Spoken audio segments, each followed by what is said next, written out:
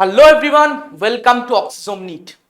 যেমন তোরা জানিস, এই চ্যানেলে আমরা নিট 2025-এর অ্যাসপিরেন্টসদের জন্য নিয়ে এসেছি একটা দারুণ সিরিজ, যেখানে আমরা প্রতিটা সাবজেক্টের প্রতিটা চ্যাপ্টারে মোস্ট ইম্পর্টেন্ট কনসেপ্ট থেকে শুরু করে ট্রিক্স, স্টেটমেন্ট, ইম্পর্টেন্ট স্টেটমেন্ট এবং যে যে জায়গা থেকে প্রশ্ন আসতে পারে সেই সমস্ত জায়গাগুলো হাইলাইট করে সেখান থেকে কোশ্চেন প্র্যাকটিস করছি। এই জিনিসটা পশ্চিমবঙ্গের সমস্ত ছাত্রছাত্রীদের জন্য খুবই লাভজনক হতে চলেছে। তো সবাই এই সিরিজটা ফলো কর। এবং আমাদের যে ক্র্যাশ কোর্স হতে চলেছে সেই ক্র্যাশ কোর্স কিন্তু এবার অফলাইন প্লাস অনলাইন মোডে। তোরা জানিস, অফলাইনে আমরা সামনে থেকে আরো কোশ্চেন সলভ করব, আরো ডিসকাশন হবে, ইন্টারাকশন হবে, তোদের সমস্ত ডাউট ক্লিয়ার হয়ে যাবে। তারপরে এপ্রিল মাস জুড়ে অক্সিজোম অ্যাপে আবার পুরো সিলেবাসটা রিভিশন হবে। তার মানে এই সিরিজের মাধ্যমে একবার ইউটিউবে তো রিভিশন হচ্ছে, ক্র্যাশ কোর্সে প্রথমে অফলাইনে একবার পুরো রিভিশন হবে প্রতিটা সাবজেক্টের, এবং অনলাইনে দেন অক্সিজোম অ্যাপের মধ্যে গোটা এপ্রিল মাস জুড়ে তোর আবার একবার রিভিশন হবে। তাহলে এতগুলো রিভিশনের পর তোকে নিট 2025 গুড়িয়ে দিতে হবে, এই আশা রেখে আমরা আজকের সেশনটা চালু করছি। এবং যদি কেউ ক্র্যাশ কোর্সে ব্যাপারে জানতে চায় বা এনরোল করতে চায়, স্ক্রিনে এই নাম্বারটা রয়েছে, তো এই নাম্বারে অটোমেটিক্যালি যোগাযোগ করে এনরোল করতে পারিস বা এনকোয়ারি করতে পারিস। ঠিক আছে, তো আজকের সেশনটা আমরা শুরু করি। আজকের সেশনে কারেন্ট ইলেকট্রিসিটি নিয়ে আমরা ডিসকাস করব, যেখানে থেকে নিট প্রত্যেক বছর নিটে আমরা দেখতে পাচ্ছি 3 থেকে 4টে প্রশ্ন এবং খুব ভালো ওয়েটেজের একটা সেকশন বলা যায়। তো এই সেকশনটা কিছু ইম্পর্টেন্ট কোশ্চেন্স নিয়ে আমরা ডিসকাস করব। ফিজিক্সের ক্লাসগুলোর ক্ষেত্রে আমি বলে দিই, প্রত্যেকটা কোশ্চেন যেরকম আসে বোর্ডে আসবে, আমি সরে যাব, দেন তোরা স্ক্রিন পজ করবি, কোশ্চেনটা সলভ করবি। ঠিক আছে, দেন তারপর আবার প্লে করে আমি দেখে নিবি যে আমি কিভাবে কোশ্চেনটা সলভ করছি, তোর প্রসেসের সঙ্গে মিলছে কিনা। তাহলে শুরু করা যাক ফুল দম নিয়ে। চলো, ফার্স্ট কোশ্চেন আমাদের।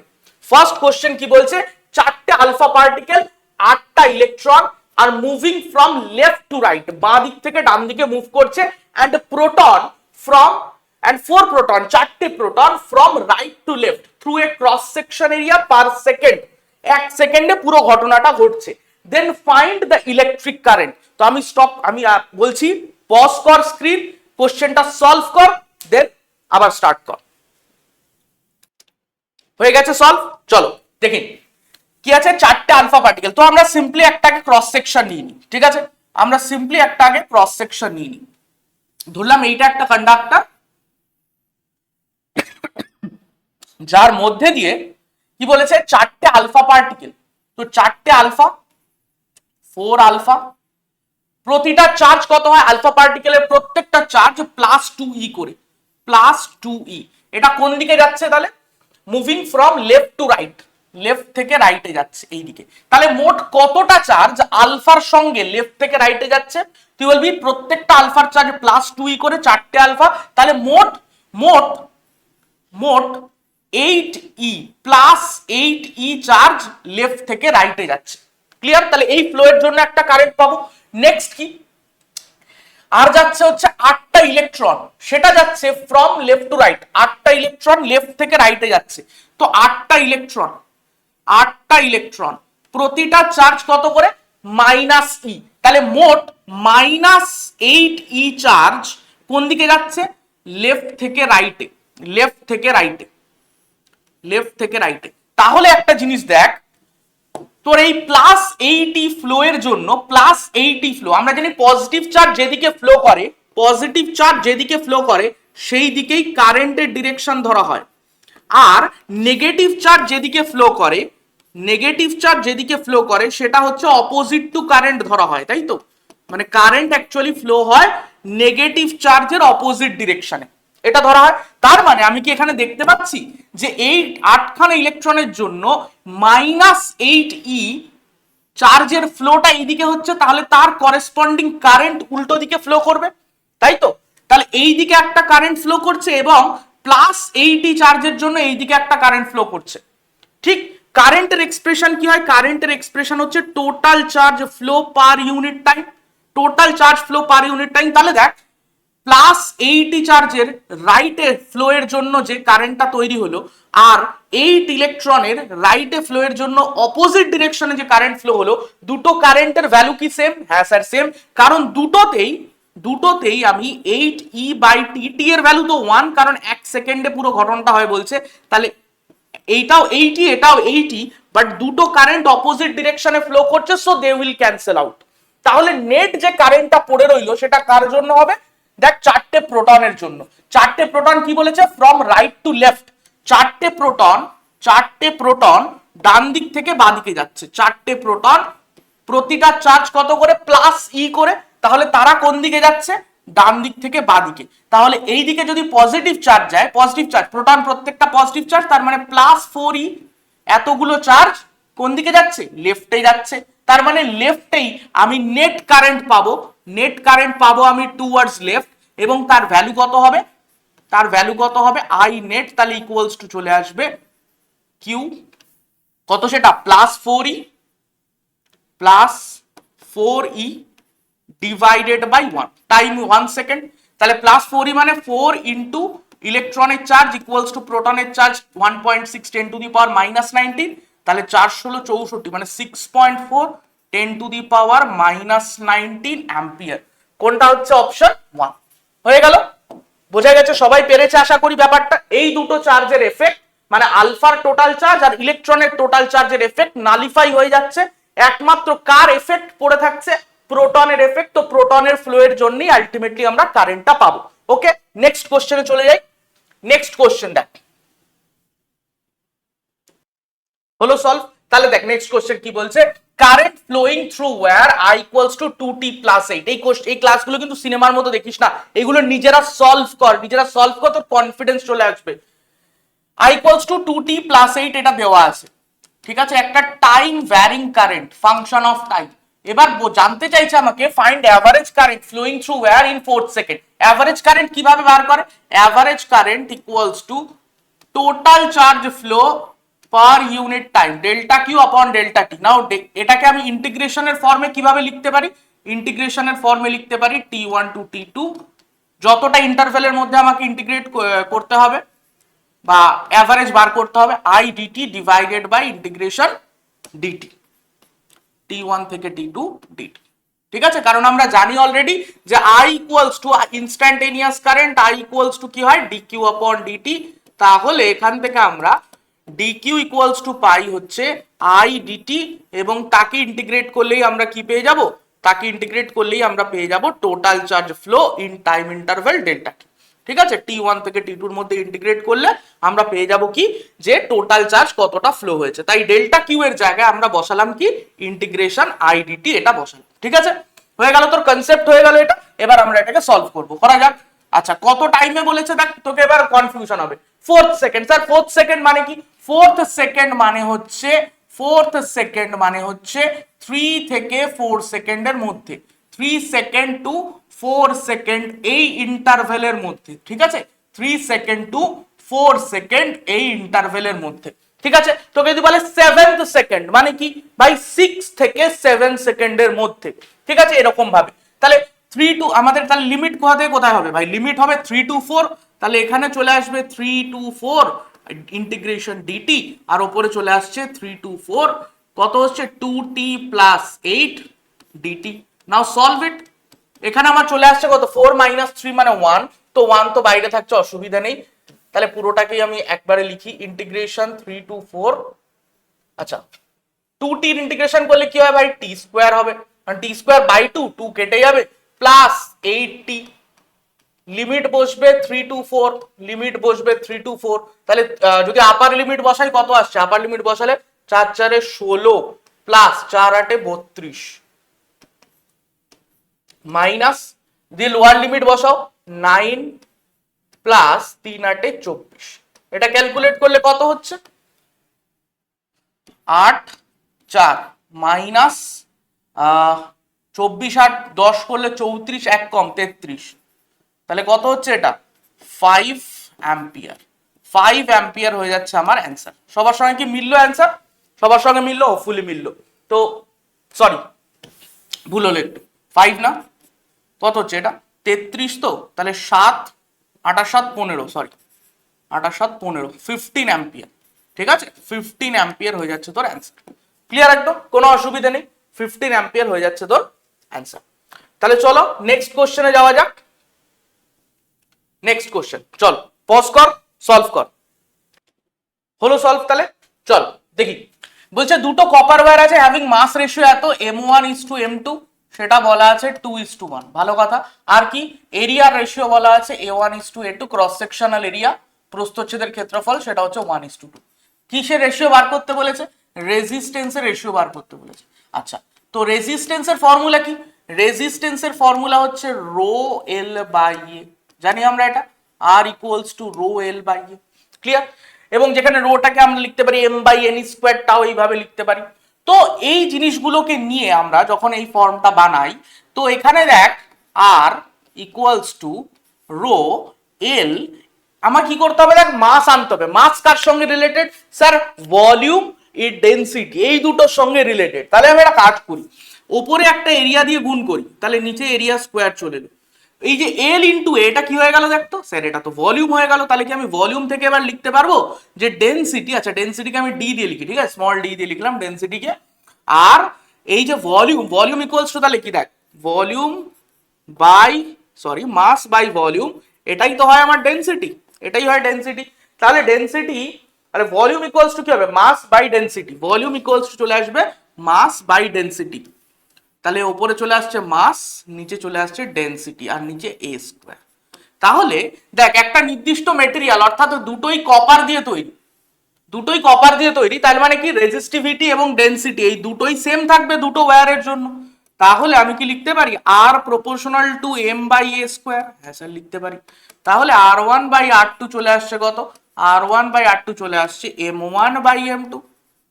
আর এরিয়া দেখ নিচে আছে ইনভার্স প্রপোর্শনাল, তাহলে উল্টে লেখ a2/a1 তার হোল স্কোয়ার। জাস্ট রেশিও দুটো বসিয়ে দে, m1/m2 2/1, আর এটা কত হয়ে যাচ্ছে a1/a2, এটাও 2/1 তার স্কোয়ার। এটা 1/2 ছিল, এটা উল্টে যাবে 2/1 হবে, তার স্কোয়ার আছে, তার মানে 4/1। তাহলে কত হয়ে গেল? 8:1 অ্যান্সার। 8:1 অ্যান্সার হয়ে গেল। তোর কি কনসেপ্টটা মাথায় ঢুকলো যে আমরা ডেনসিটি থেকে কিভাবে ভলিউমের দিকে এনে মাসকে, ডেনসিটি এবং ভলিউমকে এনে কিভাবে মাসকে এর সঙ্গে রিলেট করলাম, ঠিক আছে? তো এই ফর্মুলাগুলো মাথায় রাখবি এবং ইন্টারমিডিয়েট রিলেশনস গুলো মাথায় রাখলে তোর কিন্তু অঙ্ক করতে অনেক হেল্প হবে। ঠিক আছে, চলো নেক্সট কোশ্চেন যাই। নেক্সট কোশ্চেন, পজ কর, সলভ কর। হয়ে গেল, চল কি বলছে? A wire having resistance per unit length, একক দৈর্ঘ্যে রেজিস্ট্যান্স হচ্ছে কত? 6 ওহম পার মিটার। ঠিক আছে, মানে আমি যদি 1 মিটার তার নিই, 1 মিটার তার নিই, তাহলে তার রেজিস্ট্যান্স কত হবে? তার রেজিস্ট্যান্স হবে 6 ওহম। ঠিক আছে, এই জিনিসটা তোকে বলে দিচ্ছে। তাহলে সিম্পল ব্যাপার, যদি আমি হাফ মিটার তার নিয়ে রেজিস্ট্যান্স কত হবে? বলবি স্যার 3 ওহম। ভাই রেজিস্ট্যান্স লেন্থের সঙ্গে ডিরেক্টলি প্রপোর্শনাল যখন বাকিরা সব কনস্ট্যান্ট আছে, মানে কোন একটা নির্দিষ্ট মেটেরিয়াল, একটা ইউনিফর্ম ক্রস সেকশনের তার, তাহলে সেক্ষেত্রে আমার রেজিস্ট্যান্স ডিরেক্টলি প্রপোর্শনাল টু এল। তাহলে যদি আমি হাফ মিটার নিই, তাহলে আমার রেজিস্ট্যান্স চলে আসবে 3 ওহম। তো এখানে কি বলছে? Find the resistance along the side of A square of side of length 50 centimetre. তো আমি একটা স্কোয়ার নিয়ে নিই ফটাস করে। চল একটা স্কোয়ার, এই স্কোয়ারটার বলেছে যে কোনো একটা সাইডের অ্যাক্রস আমাকে মাপতে হবে। তো এই দুটো টার্মিনাল নিয়ে নিলাম আমি, সাপোজ এ, এটা বি। ঠিক আছে, তাহলে এই তারটার লেন্থ কত বলে দিচ্ছে? 50 সেন্টিমিটার। আচ্ছা স্যার, স্যার 50 সেন্টিমিটার, আমার এটা 1 মিটার বলি। স্যার 1 মিটার মানে তো 100 সেন্টিমিটার হয়, ছোটবেলার থেকে পড়ে এসেছি। তাহলে এটা যদি 100 সেন্টিমিটার হয়, তার রেজিস্ট্যান্স কত বলেছে? 6 ওহম। এবং তাহলে 50 সেন্টিমিটার রেজিস্ট্যান্স কত হবে? ভাই 1 মিটারের হাফ, তো 1 মিটারের হাফ 100 সেন্টিমিটারে 6 ওহম, তাহলে 50 কত হবে? 3 ওহম হবে। তাহলে আমি কি ইজিলি এটা লিখতে পারি যে এই তারটার অ্যাকচুয়ালি রেজিস্ট্যান্স হচ্ছে 3 মিটার, এই সরি 3 ওহম। হ্যাঁ স্যার পারি। তাহলে স্যার প্রত্যেক, যেহেতু স্কোয়ার, প্রত্যেকটা সাইডই তো 50 সেন্টিমিটার করে, প্রত্যেকটা সাইডই 50 সেন্টিমিটার করে, তাহলে প্রত্যেকটা সাইডেরই কি রেজিস্ট্যান্স সেম? হ্যাঁ স্যার প্রত্যেকটা সাইডেরই তাহলে রেজিস্ট্যান্স সেম, প্রত্যেকটা সাইডেই তাহলে 3 ওহম করে আছে, প্রত্যেকটা সাইডেই তাহলে 3 ওহম করে আছে। তাহলে আলটিমেটলি যখন আমি এ আর বি টার্মিনালের অ্যাক্রস রেজিস্ট্যান্স মাপতে যাচ্ছি, তখন আমি দেখতে পাচ্ছি কি? তখন আমি দেখতে পাচ্ছি একটা জিনিস, যে এ থেকে বি এর মধ্যে একটা রেজিস্ট্যান্স তো ডিরেক্টলি কানেক্টেড, এ থেকে বি এর মধ্যে একটা 3 ohm directly connected, directly connected. আর এই দেখ, এইখান থেকে যদি কারেন্ট ডিস্ট্রিবিউট হয়, তাহলে এই যে লাইনটা উপরের দিকে কারেন্ট যাচ্ছে, সেই কারেন্টটা কিন্তু একদম সোজা এর মধ্যে দিয়ে সোজা নেমে আসছে, অর্থাৎ কারেন্ট এখানে ডিভাইড হচ্ছে না। কারেন্ট যখন ডিভাইড হচ্ছে না, অর্থাৎ ইকুয়াল ভ্যালুতে এই তিনটে রেজিস্ট্যান্সের মধ্যে দিয়েই পাস করছে, তাহলে কি বলবো, এই তিনটেই সিরিজে আছে, তাই তো? তাহলে তিনটে সিরিজ মিলে কত হবে, 3 + 3 + 3, কারণ আমরা জানি সিরিজের রেজিস্ট্যান্স কি হয়, যোগ হয়, সিরিজের রেজিস্ট্যান্স যোগ হয়। তাহলে তিনটে রেজিস্ট্যান্স যোগ হয় কত হবে, 9 ওহম। ব্যাস, তাহলে 9 ওহম দেখ এ আর বি এর মধ্যে আবার connected, but at different branch, অন্য ব্রাঞ্চের সাহায্যে কানেক্টেড। তাহলে এটা কি হয়ে গেল, প্যারালাল কম্বিনেশন। তাহলে 9 আর 3 এর প্যারালাল কম্বিনেশনের টোটাল ইকুইভ্যালেন্ট রেজিস্ট্যান্স কত হবে, 9 × 3, আমরা জানি প্যারালালে কি হয়, গুণ বাই যোগ, তাই তো? 9 × 3 বাই 9 + 3 কত হয়ে গেল, 3 × 9 = 27 বাই 9 আর 3 12, তাহলে 27/12। তো এটাকে তুই চাইলে যেরকম অপশনে থাকবে সেই অ্যাকর্ডিং তুই করতে পারিস, আদারওয়াইজ তুই এইটাকেও রাখতে পারিস, ঠিক আছে? যেরকম অপশনে চাইবে সেই অ্যাকর্ডিং করতে পারিস, কোনো সমস্যা নেই। পেরে গেছিস, বুঝে গেছিস অঙ্কটা। চলো নেক্সট কোশ্চেনে যাই তাহলে। নেক্সট কোশ্চেন চল সলভ কর। দেখ আরেকটা সোজা প্রশ্ন, আশা করি সলভ করে ফেলেছিস অনেকেই। চল, কনসেপ্ট হচ্ছে যখন তোকে বলবে দুটো পয়েন্টের মধ্যে, একটা সার্কিটে দুটো পয়েন্টের মধ্যে পোটেনশিয়াল ডিফারেন্স বার কর, তার সব থেকে সহজ রাস্তা কি? স্যার হাঁটতে হবে। ধর এ থেকে বি অব্দি আমাকে হাঁটতে হবে, হাঁটলেই আমি কিন্তু পোটেনশিয়াল ডিফারেন্স লিখে ফেলতে পারবো, ঠিক আছে? স্যার হাঁটবো যখন, আমাদের দুটো জিনিস মাথায় তো রাখতে হবে। কি মাথায় রাখবো? দেখ, যদি আমি ধর এরকম একটা রেজিস্ট্যান্স আছে, এই রেজিস্ট্যান্সের দিক এইভাবে কারেন্ট ফ্লো করছে, ঠিক আছে? তাহলে আমি যদি অ্যালং দ্য কারেন্ট হাঁটি, মানে আমার হাঁটার ডিরেকশন কারেন্টের দিকে হয়, তার মানে কি? তার মানে আমরা জানি কারেন্ট অলওয়েজ হাই পোটেনশিয়াল থেকে লো পোটেনশিয়ালে যায়, তাই না? কারেন্ট এইদিকে যাচ্ছে মানে কি, এইদিকে হাই এন্ড আছে, এইদিকে লো এন্ড আছে।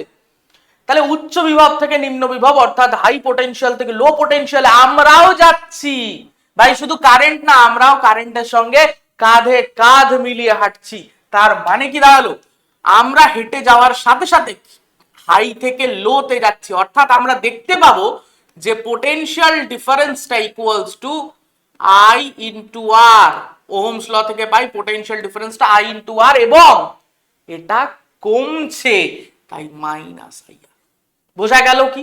আমরা যদি এই হাই এন্ড থেকে লো এন্ডে যাই, তাহলে পোটেনশিয়াল ডিক্রিজ হতে দেখবো, so delta V equals two হয়ে যাবে মাইনাস আই আর। যদি স্যার আমরা উল্টো দিকে যাই তাহলে কি হবে? যদি কারেন্টের উল্টো দিকে যাই, কারেন্ট সাপোজ এই দিকে এখনো ফ্লো করছে, ভাই কারেন্টের কাজ নেই, কারেন্ট ফ্লো করছে, ওর ইচ্ছা ভাই তাই যায়। আমরা উল্টো দিকে ফ্লো হতে শুরু করলাম, আমরা বললাম যে আমরা কারেন্টের বিপরীত দিকে যাব, উল্টো দিকে। তাহলে কি হবে স্যার? তাহলে আমরা দেখতে পাচ্ছি যে আমরা লো দিক থেকে হাই দিকে যাচ্ছি, কারণ কারেন্ট তো ভাই অলওয়েজ হাই থেকে লো এর দিকে যায়, ওর একটা বাধ্যবাধকতা আছে, আমাদের তো নেই। আমরা লো থেকে হাইতেও যেতে পারি। তো যদি লো থেকে হাইতে যাই, আমরা কি দেখবো, পোটেনশিয়াল বাড়ছে, so delta V equals two এখনো আই আরই হবে, কারেন্ট ইনটু রেজিস্ট্যান্সই হবে, বাট এটা পজিটিভ। ঠিক আছে, তোর কি এই কনসেপ্টটা মাথায় থাকবে? হ্যাঁ স্যার। স্যার যদি আমি ব্যাটারির সমানে যাই, ব্যাটারির মধ্যে দিয়ে পাস করি, ব্যাটারির মধ্যে দিয়ে খুব সোজা, ব্যাটারিতে যখন তুই ক্রস করবি, ধর তুই ব্যাটারির একটা এন্ড থেকে আরেকটা এন্ডে যাচ্ছিস, তোর দেখার দরকারই নেই সেক্ষেত্রে যে কারেন্ট কোন দিকে ফ্লো করছে। তুই সিম্পল দেখ, তুই ব্যাটারির পজিটিভ থেকে নেগেটিভে যাচ্ছিস না নেগেটিভ থেকে পজিটিভে যাচ্ছিস। মোদ্দা কথা, তুই ব্যাটারির হাই পোটেনশিয়ালে থাকা ইলেকট্রোড থেকে লো পোটেনশিয়ালে থাকা ইলেকট্রোডে যাচ্ছিস না উল্টো যাচ্ছিস। যদি তুই এই দিক থেকে এই দিকে যাচ্ছিস, তার মানে তুই ব্যাটারির হাই পোটেনশিয়াল, যেটা বড় দাগ সেটা হাই পোটেনশিয়াল, যেটা কারণ পজিটিভ লিখি, আর ছোট দাগটা হচ্ছে লো পোটেনশিয়াল। তো বড় থেকে ছোটতে যাচ্ছি, তার মানে আমি কি লিখবো এক্ষেত্রে, delta V equals to minus, কমবে। কতটা কমবে? এই দুটোর মধ্যে যে ইএমএফটা কাজ করছে। স্যার ইএমএফ তো পোটেনশিয়াল ডিফারেন্স হয় না, কিছুটা কম হয়, আসছি তাতে। এই সার্কিটে আমরা, এই ধরনের সার্কিটগুলোতে আমরা ধরে নিই যে ইন্টারনাল রেজিস্ট্যান্স নেগলিজিবল, অর্থাৎ এই দুটো ইলেকট্রোডের মধ্যে যে পোটেনশিয়াল ডিফারেন্স সেটাই ব্যাটারির ইএমএফ এর সমান, অর্থাৎ ব্যাটারির যে ইএমএফ হবে সেটাই চলে আসবে, এটাই হবে। ঠিক আছে? যদি উল্টো হয় স্যার, যদি আমরা এরকম ব্যাটারি নিই এবং আমরা উল্টো দিকে আসি, অর্থাৎ এইভাবে, অর্থাৎ নেগেটিভ থেকে পজিটিভে আসছি, তার মানে লো পোটেনশিয়াল থেকে হাই পোটেনশিয়ালে আসছি, সেক্ষেত্রে ডেফিনেটলি লো থেকে হাইতে আসছি ভাই, উঠছি, আমি পাহাড় চড়ে উঠছি, তো আমার পোটেনশিয়াল বাড়ছে, আমার পোটেনশিয়াল বাড়ছে, সো এটা হয়ে যাবে প্লাস। বোঝা গেল কনসেপ্টটা? তোর এই কনসেপ্টটাই লাগবে। এবার তোকে চুজ করতে হবে যে কোন রাস্তা দিয়ে হাঁটবো, ঠিক আছে, কোন রাস্তা দিয়ে হাঁটবো। চল, তুই যে কোনো রাস্তা দিয়ে হাঁট না কেন, আলটিমেটলি তোর পোটেনশিয়াল ডিফারেন্স কিন্তু ফিক্স থাকবে, বিকজ পোটেনশিয়াল ডিফারেন্স এক্ষেত্রে পাথের উপর ডিপেন্ডেন্ট নয়, পোটেনশিয়াল ডিফারেন্সটা একটা ইউনিক কোয়ান্টিটি। চল, তো এ থেকে আমাদের বি অবধি যেতে হবে। কোন রাস্তা দিয়ে যেতে পারি? স্যার আমার কাছে অনেকগুলো রাস্তা আছে, আমি তো এটা দিয়েও যেতে পারি চাইলে, আমি তো চাইলে এটা দিয়েও যেতে পারি, এই যে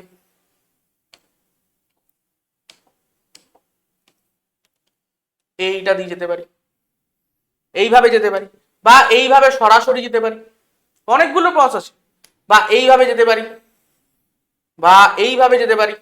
আমি কোনটা চুজ করব? আমি সেটাই চুজ করব যেটা দিয়ে আমি এই সমস্ত ক্যালকুলেশন গুলো করতে পারবো। কোনটা দিয়ে গেলে সুবিধা? তাহলে কোনটা দিয়ে গেলে সুবিধা চেক কর, কোনটা দিয়ে গেলে সুবিধা।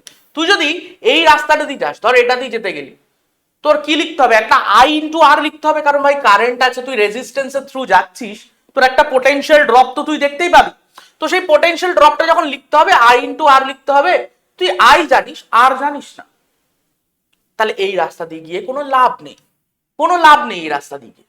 স্যার যদি আমি এই রাস্তা দিয়ে যাই, এইভাবে এসে এইরকম ভাবে এইটা দিয়ে, স্যার এই রাস্তা বরাবর তো এই যে এটা জানি আমি, কিন্তু সমস্যা হলো এইটা রেজিস্ট্যান্সটা আবার জানি না, এই রেজিস্ট্যান্সটাও জানি না, তাহলে এই রাস্তা দিয়ে গিয়েও লাভ নেই। তা আমাকে খুঁজতে হবে এমন কোন রাস্তা দিয়ে আমি যেতে পারি যেখান দিয়ে গেলে সুবিধা, যেখানে আমার কাছে সমস্ত ইনফরমেশন অ্যাভেলেবেল আছে।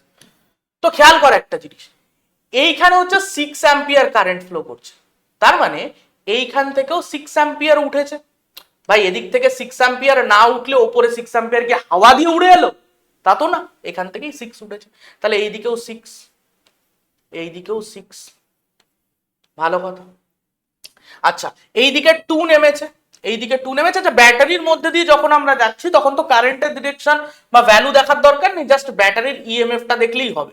তাহলে আমরা একটা কাজ করি, দেখ আমরা যদি এই রাস্তায় হাঁটি, আমরা যদি এই রাস্তায় একবার হাঁটার চেষ্টা করি, তাহলে কিন্তু ব্যাপারটা বেশ ভালোই হয়। দেখ এই রাস্তা দেখতে পাচ্ছিস, আমি এই রাস্তা দিয়ে আসলে দেখ কারেন্ট রেজিস্ট্যান্স জানি, আই ইন্টু আর লিখতে পারবো, পোটেনশিয়াল ডিফারেন্স, ব্যাটারির ইএমএফ জানি, এটাও লিখতে পারবো। তাহলে এই রাস্তাটাই তো আমার কাছে সব থেকে সুবিধাজনক রাস্তা, যেখান থেকে আমি ইজিলি লিখতে পারবো। তুই কনসেপ্ট বুঝে গেলি যে কোন রাস্তায় কিভাবে লিখতে হবে। তাহলে তুই যদি এই রাস্তায় লিখিস, প্রথম কোন পয়েন্টে তুই স্টার্ট করছিস? VA, এ পয়েন্টের পোটেনশিয়াল লিখলি, এই আসছিস আস্তে আস্তে আস্তে আস্তে এই দিকে গেলি, যেই তুই এই দিকে যাচ্ছিস তুই দেখতে পাচ্ছিস কারেন্টের অপোজিটে যাচ্ছিস, কত লিখবি? প্লাস, তুই দেখবি পোটেনশিয়াল বাড়ছে, কতটা বাড়ছে? আই ইন্টু আর, 5 গুণ 6 কত হয়ে যাবে? 30। এই সোজা উঠলি, এই উঠলি, এবার এই ওপরে উঠবি, ওপরে উঠবি, তো ওপরে উঠলে তুই ব্যাটারির কোন দিক থেকে কোন দিকে যাচ্ছিস? স্যার লো এন্ড থেকে হাই এন্ডে যাচ্ছি, বাড়বে পোটেনশিয়াল, কতটা বাড়বে? ইএমএফ এর সমান, অর্থাৎ +2। তারপর এই গেলাম স্যার, এই গিয়ে সোজা চলে এলাম, স্যার এই রাস্তায় তো কোনো রকম কোনো রেজিস্ট্যান্স নেই, তাহলে কোনো রকম পোটেনশিয়াল ডিফারেন্সও তৈরি হচ্ছে না, তাহলে সোজা রাস্তা, ফাঁকা রাস্তা, কিচ্ছু করলাম না, করে কোথায় পৌঁছে গেলাম? আলটিমেটলি বি পয়েন্টে। তো VB লিখে দিলাম। আমাকে বার করতে বলেছিল VA আর VB ডিফারেন্স, তো VA minus VB equals to চলে এলো -32 ভোল্ট। ঠিক আছে, কেউ যদি VB মাইনাস VA বার করে, সে +32 ভোল্ট বার করবে, কোনো অসুবিধা নেই। ঠিক আছে, তো দিস ইজ দ্য প্রসেস। তোকে রাস্তা চুজ করতে হবে এবং যে রাস্তায় তুই হাঁটবি সেই রাস্তায় তোকে এই কনসেপ্টটা মনে রাখতে হবে, তাহলেই তুই ইজিলি সলভ করতে পারবি। হলো, নেক্সট কোশ্চেনে যাই তাহলে। নেক্সট কোশ্চেন, চল প্রস কর, সলভ কর। হয়ে গেছে সলভ, চল মেলা। কি বলছে? বলছে একটা ব্যাটারি আছে যার ইএমএফ হচ্ছে 10 ভোল্ট, একটা ব্যাটারি যার ইএমএফ হচ্ছে 10 ভোল্ট, 10 ভোল্ট, ইন্টারনাল রেজিস্ট্যান্স কিছু বলেছে? হ্যাঁ বলেছে, ইন্টারনাল রেজিস্ট্যান্স 1 ওহম। তো ব্যাটারির যে ইন্টারনাল রেজিস্ট্যান্স সেটা আমরা ব্যাটারির সঙ্গে সিরিজেই রাখি, তাই তো? আচ্ছা কি বলছে? ইজ বিং চার্জড, একে চার্জ করা হচ্ছে by a 120 volt DC supply using a series resistance 10 ohm. তো এইখানে আমাদের কাছে একটা 120 ভোল্ট ডিসি সাপ্লাই আছে, এটাও একটা ব্যাটারি, বাট এর ইএমএফটা বা পোটেনশিয়াল ডিফারেন্সটা অনেক বড়, ঠিক আছে, অনেক হাই এন্ড। এবং এর সঙ্গে বলেছে একটা সিরিজ রেজিস্ট্যান্স কানেক্ট আছে, এটাকে ইন্টারনাল রেজিস্ট্যান্সও বলতে পারতো, বাট না বলেছে একটা সিরিজ রেজিস্ট্যান্স এর সঙ্গে কানেক্ট আছে। তো এটাকে কানেক্ট করতে হবে, এই কানেক্ট করে দিই। স্যার এইভাবেই কেন কানেক্ট করলাম, যে ব্যাটারির এই যে টেস্ট ব্যাটারি যেটা যাকে চার্জ করা হচ্ছে তার পজিটিভ টার্মিনালকে আমি এই যে চার্জিং যে সোর্স তার পজিটিভ টার্মিনালের সঙ্গে কানেক্ট করলাম, সেম পোলারিটিতে কানেক্ট করলাম, কারণ এইটাকে আমি কি করতে চাই, চার্জ করতে চাই। এটাই কি করতে চাই, চার্জ করতে চাই, ঠিক আছে, ইজ বিং চার্জড, ও চার্জ হচ্ছে, ঠিক আছে। কাজেই ও যখন চার্জ হবে তখন এই ব্যাটারি থেকে এর মধ্যে কারেন্ট ঢুকবে, ঠিক আছে, এই ব্যাটারি থেকে বা হাই পোটেনশিয়ালে যেটা রয়েছে, মানে হায়ার সোর্স যেটা, ঠিক আছে, হায়ার সোর্সে কি হবে, হায়ার সোর্স থেকে টেস্ট ব্যাটারির মধ্যে কারেন্ট ফ্লো হবে, ঠিক আছে, বোঝা গেল। তাহলে এই কেসে যখন ব্যাটারি নিজে চার্জ হচ্ছে তখন তখন ব্যাটারির টার্মিনাল পোটেনশিয়াল ডিফারেন্স কত হয়, যখন ব্যাটারি চার্জ হচ্ছে তখন ব্যাটারির টার্মিনাল পোটেনশিয়াল ডিফারেন্স কত হয়, চার্জিং এর সময়, ডিউরিং চার্জিং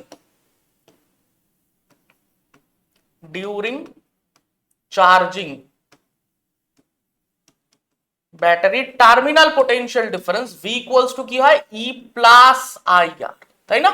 আর যখন ব্যাটারি ডিসচার্জ হয়, ডিউরিং ডিসচার্জ, অর্থাৎ ধর এখানে আমি কোনো এক্সটার্নাল সোর্স না লাগিয়ে সিম্পল এই রেজিস্ট্যান্সটাকে লাগাতাম এবং বলতাম ব্যাটারিকে নিয়ে ভাই তুই এটার মধ্যে দিয়ে কারেন্ট ফ্লো করা, তো সেক্ষেত্রে ব্যাটারি থেকে কারেন্ট বেরোতো, দুটোর মধ্যে ডিফারেন্সটা বোঝ, একটা যখন ব্যাটারি চার্জ হচ্ছে ব্যাটারিতে কারেন্ট ঢুকছে, আর একটা ব্যাটারি থেকে কারেন্ট বেরোতো, তখন আমি বলতাম ডিসচার্জিং হচ্ছে ব্যাটারি। মানে তুই ধর তোর ফোনকে বা ল্যাপটপকে চার্জ দিচ্ছিস, যখন প্লাগে গুজে রেখেছিস তখন ওটা ব্যাটারিটা চার্জ হচ্ছে, ল্যাপটপের ব্যাটারি ফোনের ব্যাটারি চার্জ হচ্ছে, প্লাগ থেকে ওর ভেতরে কারেন্ট আসছে। যখন তুই প্লাগটা খুলে দিয়ে নর্মাল তুই ল্যাপটপটাকে চালাচ্ছিস তখন ল্যাপটপের ভেতরে বা ফোনের ভেতরে যে সার্কিট আছে সেখানে কে পাওয়ার সাপ্লাই দিচ্ছে, তোর ওই ভেতরে থাকা যে ইনবিল্ড ব্যাটারিটা যেটা আগে চার্জ হয়েছে সে তখন ওর মধ্যে থেকে কারেন্ট বার করছে, কারেন্ট ফ্লো করাচ্ছে, ঠিক আছে, করে ওই সার্কিটের মধ্যে কারেন্ট ফ্লো করাচ্ছে, তো তখনও ডিসচার্জ। তো ডিউরিং ডিসচার্জিং ব্যাটারির টার্মিনাল পোটেনশিয়াল ডিফারেন্স ই মাইনাস আইআর, ঠিক আছে। এই কনসেপ্টগুলো, এই থিওরিগুলো আমরা ডিটেইল ডিসকাস করেছিলাম ক্লাসে।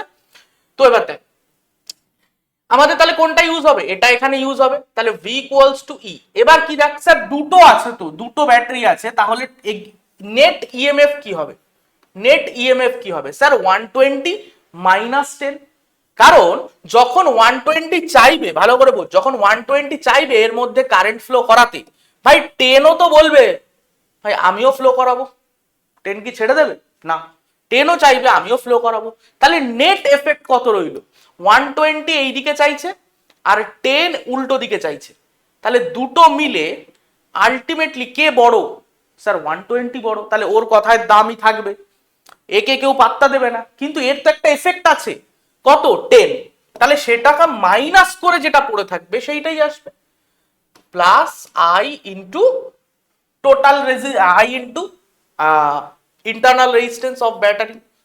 আচ্ছা ই নেটটা তাহলে কত হয়ে যাবে, ই নেট হয়ে যাবে 120 মাইনাস 10, ঠিক আছে, যেহেতু সেম পোলারিটিতে কানেক্ট আছে, তাহলে নেট ইএমএফ 120 মাইনাস 10 এলো, ঠিক আছে। নেক্সট কি, আর আই কারেন্ট কত হবে, কারেন্ট ইকুয়ালস টু, যদি কারেন্ট দেখি, দেখ আমার নেট ইএমএফ এটা, নেট ইএমএফ এটা, এবং নেট রেজিস্ট্যান্স কত, তাহলে স্যার নেট রেজিস্ট্যান্স হচ্ছে 10 প্লাস 1, তাহলে 11 টোটাল সার্কিটে, তাহলে net EMF by total resistance 11, এটা হয়ে গেল তোর 110 বাই 11, তাহলে এখানে হয়ে যাচ্ছে 10 অ্যাম্পিয়ার, আর এটা 110 ভোল্ট, ব্যাস এখানে বসিয়ে দে, তাহলে ভি ইকুয়ালস টু চলে আসছে তোর কাছে 110 প্লাস কারেন্ট হচ্ছে 10 into 1, or V equals to 110 plus 10 equals to 120 volt. Clear কি কনসেপ্টটা, কনসেপ্টটা কি তোর ক্লিয়ার একদম, একদম কনসেপ্টটা ক্লিয়ার? দেখে নে ভালো করে। দাঁড়া দাঁড়া দাঁড়া, কিছুটা ভুল করলাম মনে হচ্ছে। হ্যাঁ, একটা তো ভুল করেছি। কারণ আমরা যে ব্যাটারির অ্যাক্রসে টার্মিনাল পোটেনশিয়াল ডিফারেন্স মাপতে চাই, আমরা যে ব্যাটারির অ্যাক্রসে টার্মিনাল পোটেনশিয়াল ডিফারেন্স মাপতে চাইছি, তার ইএমএফ তো 10। আমি এখানে নেট ইএমএফ লিখে দিচ্ছি, সরি সরি, আমি এখানে নেট ইএমএফ লিখে দিচ্ছি। নেট ইএমএফ কেন? নেট ইএমএফটা লাগবে হচ্ছে কারেন্ট বার করার জন্য। বাট আমরা যে ব্যাটারির অ্যাক্রসে, ভালো করে মন দিয়ে শোন, যে ব্যাটারির অ্যাক্রসে টার্মিনাল পোটেনশিয়াল ডিফারেন্স বার করতে চাই, ইএমএফ হিসাবে তো তার ইএমএফ নেব। ঠিক আছে, অর্থাৎ এখানে চলে আসবে 10 ভোল্ট। ঠিক আছে, তাহলে এখানে কত চলে আসছে? 10 plus 10, that is equal to 20 volt. ঠিক আছে, 20 ভোল্ট হবে অ্যান্সার। এইটা কারেক্ট আছে, এইটা কারেক্ট আছে। আমাদের নেট ইএমএফটা লাগবে কিসের জন্য? To find out the current.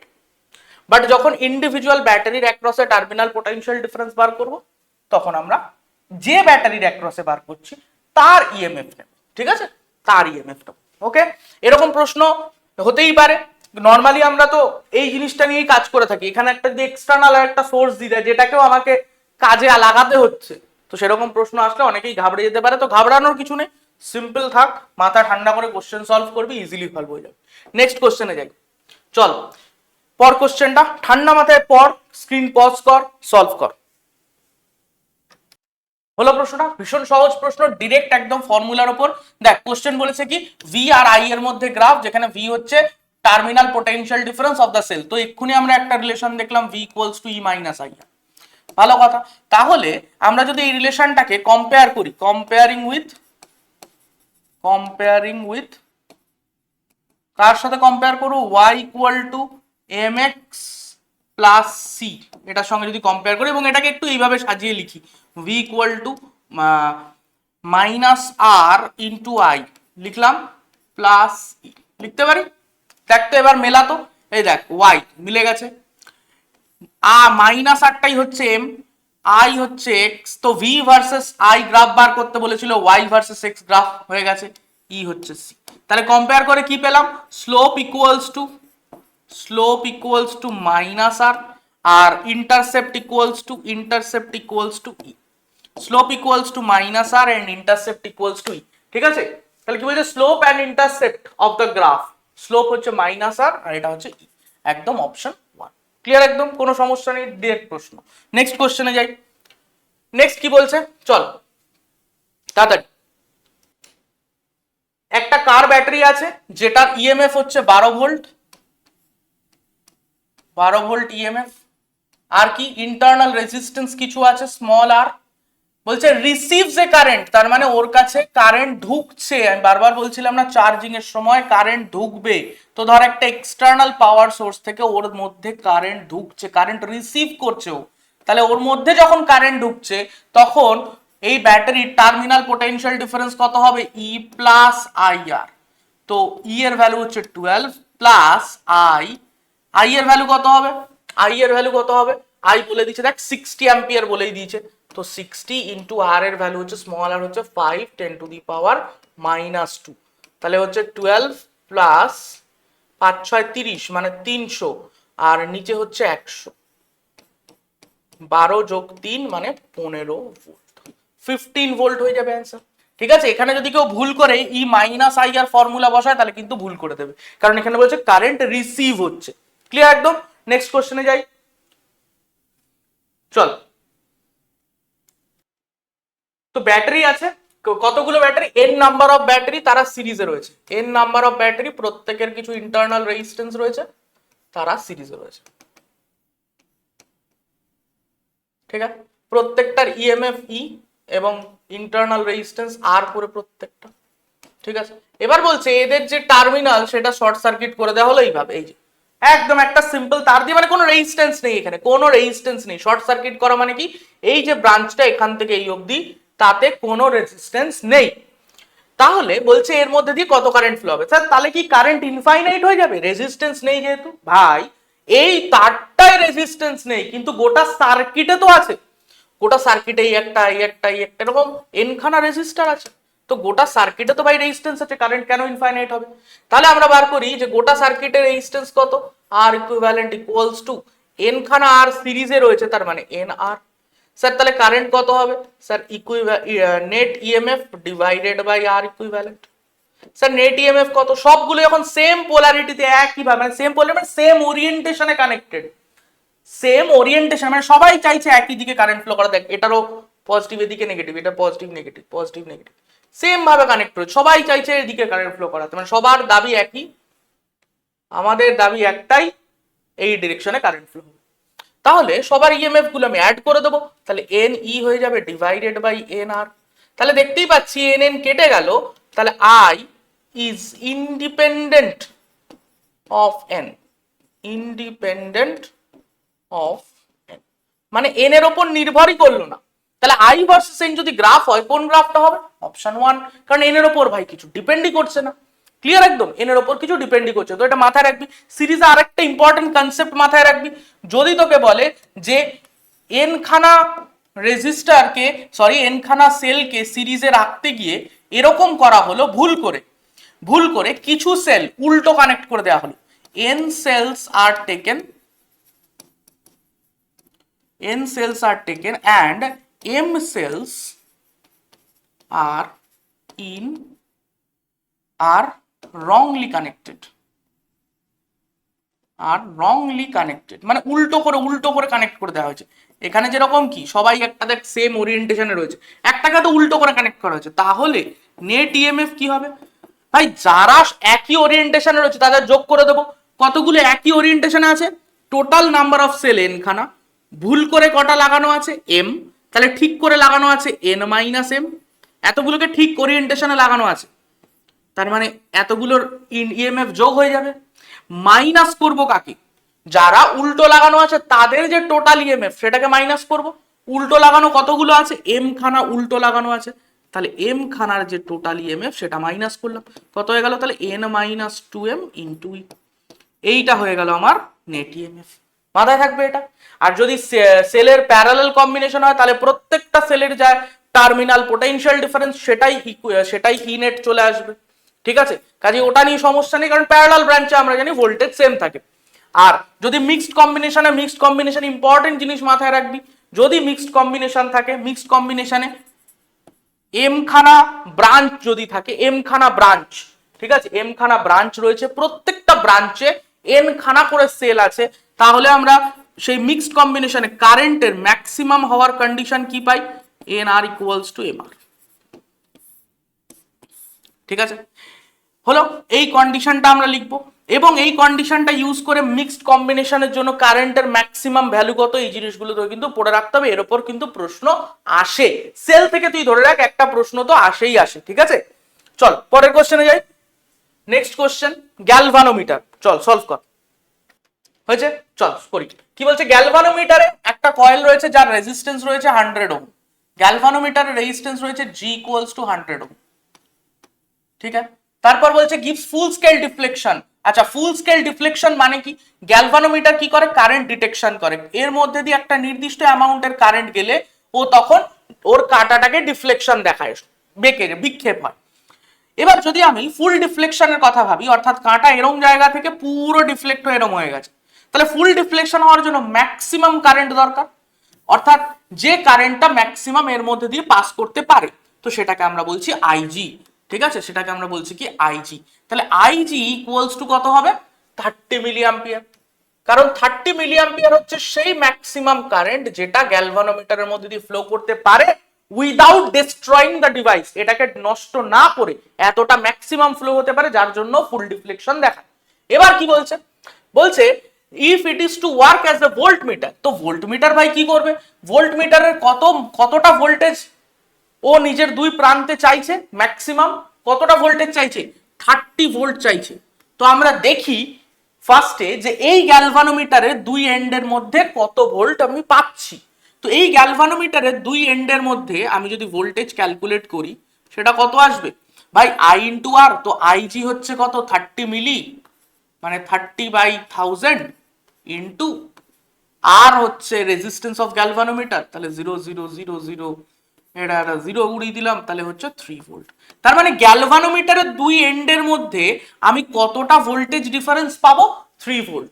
But আমার চাই কত 30 ভোল্ট। সব সময় মাথায় রাখবি তোকে যদি ভোল্টেজ বাড়িয়ে দিতে হয় তাহলে তোকে যে কোনো ডিভাইস বলুক না কেন, সেটা গ্যালভানোমিটার বলুক, অ্যামমিটার বলুক, ভোল্ট মিটার বলুক, যাই বলুক, যদি তোর ভোল্টেজ ইনক্রিজ করতে হয়, ঠিক আছে, যে ভোল্টেজটা আছে তার থেকে বেশি ভোল্টেজ ইনক্রিজ করতে হবে, তাহলে তুই সবসময় একটা বড় রেজিস্ট্যান্স সিরিজে লাগিয়ে দিবি। ঠিক আছে, বড় রেজিস্ট্যান্স সিরিজে লাগিয়ে দিবি। তাতে কি হবে লাভটা? আগে গ্যালভানোমিটারের দুই এন্ডের মধ্যে 3 ভোল্ট হচ্ছিল, কারণ গ্যালভানোমিটারের মধ্যে দিয়ে একটা নির্দিষ্ট অ্যামাউন্টের কারেন্ট যাচ্ছিল, সেটাই পোটেনশিয়াল ডিফারেন্স ঘটাচ্ছিল। অর্থাৎ জি রেজিস্ট্যান্সটার মধ্যে দিয়ে একমাত্র পোটেনশিয়াল ডিফারেন্স হচ্ছিল বা পোটেনশিয়াল ড্রপ হচ্ছিল। ভালো করে বোঝ, জি এর অ্যাক্রসে শুধু ড্রপটা হচ্ছিল। কিন্তু যদি এখন আমি সিরিজে আরেকটা রেজিস্ট্যান্স রেখে দিই, তাহলে এই কারেন্টটা শুধু জি এর মধ্যে দিয়ে না ভাই, এটার মধ্যে দিয়েও যাবে, এবং যখন যাবে এর অ্যাক্রসেও তো একটা ড্রপ হবে। তাহলে জি এর মধ্যে একটা ড্রপ, আবার আর এর মধ্যে একটা ড্রপ, তাহলে এই দুটো ড্রপ কি যোগ হয়ে একটা বড় টোটাল ড্রপ তৈরি করবে? হ্যাঁ স্যার, ফিল এলো, ফিল এলো, ফিল এলো স্যার, ফিল এলো। আগে শুধু কারেন্ট যখন যাচ্ছিল জি এর অ্যাক্রসেই বাধা পাচ্ছিল, জি এর অ্যাক্রসে একটা ড্রপ দিচ্ছিল। কিন্তু এখন ওর রেজিস্ট্যান্স যেহেতু আমি সিরিজে লাগিয়েছি, তো এর মধ্যে দিয়ে ওকে যেতে বাধ্য। সিরিজের রেজিস্ট্যান্স থাকলে কারেন্ট ওর মধ্যে দিয়ে যেতে বাধ্য। তো যখনই কারেন্ট ওর মধ্যে দিয়ে যাবে এর অ্যাক্রসেও একটা ড্রপ হবে। তো আগে শুধু এইটুকু পাচ্ছিলাম, এখন এইটা অ্যাড হয়ে যাবে ভাই, পোটেনশিয়াল স্কেলার কোয়ান্টিটি অ্যাড হবে, তাহলে টোটাল আমি বেশি পাবো। তাহলে আমাকে এই রেজিস্ট্যান্সটা এমন ভাবে চুজ করতে হবে যাতে এই টোটাল যেটা আমি চাই সেটা এই দুটোর যোগফল থেকে পেয়ে যাই। তো আমার চাই কত? আমার চাই হচ্ছে 30 ভোল্ট। আমি ভিজি কত পাচ্ছি? 3। তাহলে আমার ভি আরটা কত হতে হবে? ভি আরটা কত হতে হবে স্যার? ভি আরটা হতে হবে 30 মাইনাস 3 ইকুয়ালস টু 27। এত হতে হবে। এবার স্যার ভি আরটা কিভাবে পাবো? দেখ, এই যে আর রেজিস্ট্যান্স, কত কারেন্ট যাচ্ছে? আইজি কারেন্ট যাচ্ছে। তাহলে sir IG into R equals to 27। তাহলে R equals to 27 by IG. IG মানে কত? 30 মিলি অ্যাম্পিয়ার। তাহলে 30 আর মিলি যেহেতু নিচে 1000, সেটাকে উপরে তুলে দিই, একটা জিরো কাটলাম, এটা হয়ে গেল 9, তাহলে হয়ে গেল 900 ওহম। তাহলে এত রেজিস্ট্যান্স কিসে লাগাতে হবে ভাই? সিরিজে লাগাতে হবে। এর তুই একটা ডিরেক্ট ফর্মুলা পেতে পারিস, এর একটা ডিরেক্ট ফর্মুলা পেতে পারিস। যদি তুই চাস আমি শর্টে করব, ডিরেক্ট ফর্মুলা পেতে পারিস। যদি তোর ভোল্টেজকে n টাইমস বাড়িয়ে দিতে হয়, যদি তোর ভোল্টেজ যেটা চাই ধর 30, কত বাড়িয়ে দিতে হবে? যেটা পাওয়া যাচ্ছে তার n গুণ করতে হবে। তাহলে তোকে যে রেজিস্ট্যান্সটা সিরিজে লাগাতে হবে সেটা কত? জি ইন্টু এন মাইনাস ওয়ান। জি ইন্টু এন মাইনাস ওয়ান। এবার তুই দেখে নে ভাই, জি এর ভ্যালু ছিল কত? 100। এন কত? এন হচ্ছে কত গুণ বাড়াতে হবে? দেখ, আমি 3 পাচ্ছিলাম, 30 করতে হবে মানে 10। তাহলে 10 মাইনাস 1, তাহলে হয়ে গেল 9 ইন্টু 100 মানে 900। তাহলে তুই কনসেপ্টও বুঝলি, ডিরেক্ট ফর্মুলাও বুঝলি, যেটা দিয়ে ইচ্ছা করতে পারিস। হয়ে গেল, বোঝা গেল ব্যাপারটা কিভাবে আমি ভোল্টেজ ইনক্রিজ করতে পারি। নেক্সট কোশ্চেন, চল। হয়েছে? চল দেখ, এই সার্কিটটায় কি করব? প্রথমে এই যে 4 ওহম 2 ওহম, ঠিক আছে, এই দুটো দেখতেই পাচ্ছি সিরিজে আছে, বা একে কেন আলাদা করে রাখবো? প্রথম সার্কিট অ্যানালাইসিস করব। 4 2 সিরিজে রয়েছে, দেখতেই পাচ্ছি, কারণ যে কারেন্টটা ফ্লো হবে সেটা 4 এর মধ্যে দিয়ে যাবে, 2 এর মধ্যে দিয়ে যাবে, সেম ভ্যালু, কোনো তো ব্রাঞ্চিং নেই, 4 আর 2 এর মধ্যে কারেন্ট ভাগ হচ্ছে না। তাহলে 4 আর 2 সিরিজ আছে ভাই, কেন আলাদা করব? এক করে দেবো ফার্স্টে এক কর। এটাকে 10 রাখ, 10 ভোল্ট, এটা 4 ওহম, এটা 6, এখানে কিছু নেই, এখানে অ্যামমিটার আছে একটা, আমি কিচ্ছু দেখছি না, আগে এই কাজটা করলাম, আগে এই কাজটা করে নিলাম। এটা ই, আর 4 আর 2 মিলে 6 ওহম, ব্যাস। এবার কোশ্চেন কি বলছে পড়ি? বলছে অ্যামমিটার রিডিং 0। অ্যামমিটার রিডিং 0 মানে কি? এই ব্রাঞ্চে কোনো কারেন্ট নেই, এই ব্রাঞ্চে কোনো কারেন্ট নেই, অর্থাৎ 6 ওহমের মধ্যে দিয়ে কোনো কারেন্ট ফ্লো করছে না। সো এই রেজিস্ট্যান্সটা থাকাও যা, না থাকাও তাই, এই রেজিস্ট্যান্সটা কি হয়ে যাবে? ইনঅ্যাক্টিভ। মানে এটা থাকাও যা, না থাকাও তাই। তাহলে আমাকে একটা কথা বলতো, এই ইএমএফ এর ভ্যালুটা কত হবে? স্যার, এই ইএমএফ এর যে এন্ডটা রয়েছে, রেজিস্ট্যান্সটা থাকাও যা, না থাকাও তাই, তাহলে এই যে এন্ডটা সেটা কি এই রেজিস্ট্যান্সের সঙ্গে সমান্তরালে আছে? একদম স্যার, প্যারালালে আছে। এবং প্যারালালে যেহেতু আছে তাহলে 6 ওহমের অ্যাক্রসে যা ড্রপ হবে, ধর এটাকে যদি আমি বলি এবি, তাহলে ভি এবি যা হবে সেটাই হবে ইএমএফ ই এর সমান।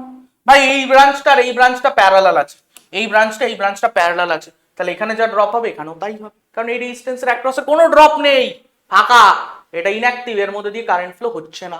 তোকে অ্যামিটারের জায়গায় গ্যালভানোমিটার বলুক, দিয়ে সেখানেও বলুক যে গ্যালভানোমিটারে কোনো ডিফ্লেকশন পাওয়া যাচ্ছে না, তখনও বুঝবি কারেন্ট নেই তাই ডিফ্লেকশন পাওয়া যাচ্ছে না, তার মানে আবার এই রেজিস্ট্যান্সটা ভোগে, থাকাও জানা থাকাও তাই। তাহলে সিম্পল তুই বার করে নে এর অ্যাক্রসে কত কারেন্ট ফ্লো হচ্ছে। কারেন্ট কত ফ্লো হচ্ছে, এখানে যদি আমি কারেন্ট আই ড্যাশ বলি, তাহলে I dash equals to voltage 10 by total resistance 6 + 4 10, তাহলে ইকুয়ালস টু কত হয়ে গেল, ইকুয়ালস টু হয়ে গেল 1 অ্যাম্পিয়ার, 1 অ্যাম্পিয়ার। তাহলে ভি এবি হয়ে যাচ্ছে কি না 6 ওহম রেজিস্ট্যান্সের অ্যাক্রসে ড্রপ, 6 ওহমের মধ্যে দিয়ে কারেন্ট কত যাচ্ছে, আই ড্যাশ 6 ওহম ইনটু 6, তাহলে আই ড্যাশ হচ্ছে 1, তাহলে 6 ভোল্ট হয়ে গেল।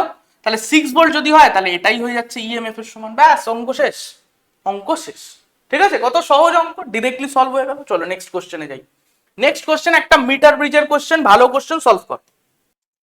বিরাট সহজ হিসাব, বলছে একটা মিটার ব্রিজ, তো মিটার ব্রিজে বাঁ দিকে রেজিস্ট্যান্স রয়েছে কত, এক্স ওহম, আর ডান দিকে রয়েছে left side and right side হচ্ছে 2 ohm which is less than x.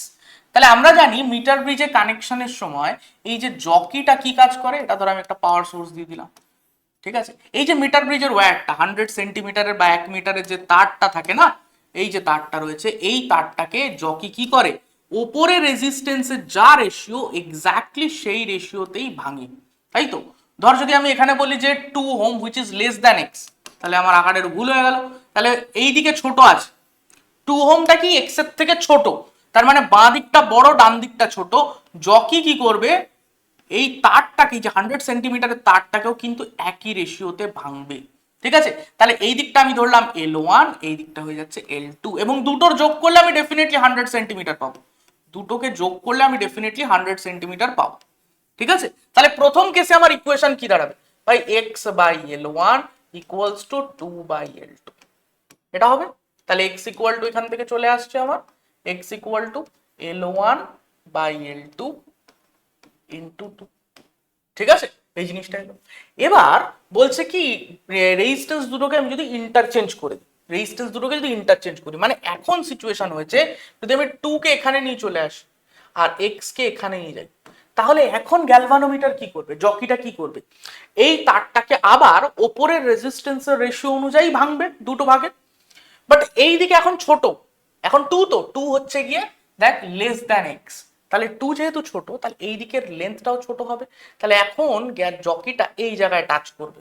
দেখ এই রেজিস্ট্যান্স দুটো ইন্টারচেঞ্জ হয়ে গেছে, তাহলে লেন্থ দুটো কি ইন্টারচেঞ্জ হবে, হ্যাঁ স্যার, লেন্থ দুটো ইন্টারচেঞ্জ হবে। তার মানে ধর আগে ধর এইদিকে 60 ছিল, এখানে 40, উল্টে যাবে এক্স্যাক্টলি, ধর এই দিকে চলে আসবে 40, এই দিকে চলে আসবে 60, পুরো উল্টে গেল গল্পটা। তাহলে এখন এই দিকটা চলে এলো আমার L2, এইটুকু ডিস্টেন্স হয়ে গেল L2, ঠিক আছে, আর এইটা হয়ে গেল আমার L1। তাহলে দেখ তো কতটা শিফট হয়েছে, শিফট কতটা হয়েছে, তুই যদি বলিস যে স্যার আগে এই টোটালটা ছিল L1, এই টোটালটা ছিল L1, এই টোটালটা L1 ছিল, সেখান থেকে এতটা শিফট হয়েছে, এইটুকু শিফট হয়েছে, দেখতে পাচ্ছিস আশা করি, এইটুকু শিফট হয়েছে। তাহলে এইটুকু শিফটের ভ্যালু কত, ছবি থেকে দেখতো স্যার, এইটুকু শিফটের ভ্যালু, এই যে L1 থেকে আমি যদি L2 মাইনাস করি তবেই তো শিফটটা পেয়ে যাবো। তাহলে শিফট ইকুয়ালস টু, শিফটটা কোশ্চেনে বলেও দিয়েছে 20 centimetre equals to L1 minus L2, ঠিক আছে, L1 মাইনাস L2। তাহলে এখান থেকে আচ্ছা L2 এর ভ্যালু কত হবে, আমরা বলেছিলাম দুটোকে যোগ করলে 100 আসে, দুটোকে যোগ করলে 100 আসে, তাহলে আমি কি লিখতে পারি, এটা L1 মাইনাস L2 এর জায়গায় লিখতে পারি কি 100 মাইনাস L1, হ্যাঁ স্যার একদম লিখতে পারি। তাহলে কি এখান থেকে লেখা যায় 2L1 মাইনাস 100, হ্যাঁ স্যার লেখা যায়। এইটা ইকুয়ালস টু কত, 20। তাহলে এখান থেকে L1 কত চলে আসছে, 2L1 ইকুয়ালস টু 120, তাহলে L1 equals to 60, L1 equals to 60 হলে তাহলে L2 ইকুয়ালস টু কত হয়ে যাবে, 40 হবে, 40 হবে। ব্যাস এই ভ্যালু দুটোকে তুলে এখানে বসিয়ে দে, তোর x এর ভ্যালু চলে আসবে, যে x ইকুয়াল টু L1 এর জায়গায় 60/40 ইনটু 2, তাহলে এখান থেকে 0 0 কাটলাম 2 3, তাহলে 3 ওহম অ্যান্সার। তাহলে এক্স এর ভ্যালু কত বেরিয়ে গেল? 3। তাহলে ইন্টারচেঞ্জের গল্পটা বোঝা গেল যে ইন্টারচেঞ্জ আমি কিভাবে সলভ করব, এইভাবে সলভ করব। ইন্টারচেঞ্জ করে দিলে লেন্থ দুটো ইন্টারচেঞ্জ হয়ে যাবে এবং যে শিফটটা আসবে সেটা কত হবে? L1 minus L2। মাথায় থাকবে, একদম এইভাবে তুই ইজিলি সলভ করতে পারিস। লাস্ট কোশ্চেন, পাওয়ারের কোশ্চেন, চল এটা সলভ কর। আচ্ছা চল, খুব সোজা প্রশ্ন হচ্ছে পাওয়ার ডিসিপেটেড অ্যাক্রস 8 ওহম। পাওয়ারের এক্সপ্রেশন কি স্যার? পাওয়ারের এক্সপ্রেশন হচ্ছে কোন একটা রেজিস্ট্যান্সের মধ্যে যদি আই কারেন্ট ফ্লো করে, পাওয়ারের এক্সপ্রেশন আই স্কোয়ার আর। যদি কোনো রেজিস্ট্যান্সের অ্যাক্রসে ভি পোটেনশিয়াল ডিফারেন্স অ্যাপ্লাইড হয়, তাহলে power dissipation equal to V square by R. ঠিক আছে, এই জিনিসগুলো আমরা জানি। আচ্ছা, এখানে কি বলছে? 8 ওহমের অ্যাক্রসে পাওয়ার ডিসিপেশন কত বলেছে? 2 ওয়াট। তাহলে 8 ওহমের অ্যাক্রসে যদি আমি ধরে নিই যে I1 কারেন্ট যাচ্ছে, কারণ এখান থেকে আই কারেন্টটা ডিভাইড হবে, এখানে আসবে I1, ধর এখানে চলে গেল I2, কারেন্ট ডিভাইড হলো। এবার তাহলে I1 হচ্ছে 8 ওহম, ঠিক আছে, I1 হচ্ছে 8 ওহমের মধ্যে দিয়ে যাচ্ছে, তাহলে I1 square into 8 equals to 2। তাহলে I1 কত হয়ে যাচ্ছে? 2/8 I1 square into R, I1 square R equals to 2, তাহলে 2/8 তার মানে 1/4 অ্যাম্পিয়ার। 1/4 অ্যাম্পিয়ার। আর উপরে কত আসছে? উপরে আসছে দেখ, এবার দেখ আমার বার করতে হবে 3 ওহমের অ্যাক্রসে কত। তো 3 ওহমের কারেন্ট দরকার, 3 ওহমের অ্যাক্রসে কারেন্ট দরকার, কিভাবে পাবো? আমরা জানি প্যারালাল ব্রাঞ্চে কি থাকে, এই দেখ উপরের ব্রাঞ্চ আর নিচের ব্রাঞ্চ কি প্যারালাল। দুটো প্যারালাল ব্রাঞ্চে কি থাকে ভাই? পোটেনশিয়াল ডিফারেন্সটা কনস্ট্যান্ট থাকে, কারেক্ট? তো পোটেনশিয়াল ডিফারেন্স যদি আমি উপরের ব্রাঞ্চের জন্য লিখি, তাহলে কি লিখবো? I2 into 7। টোটাল রেজিস্ট্যান্স কত? উপরের ব্রাঞ্চে 7, নিচের ব্রাঞ্চে হচ্ছে 8, ইকুয়ালস টু I1 ইন্টু 8।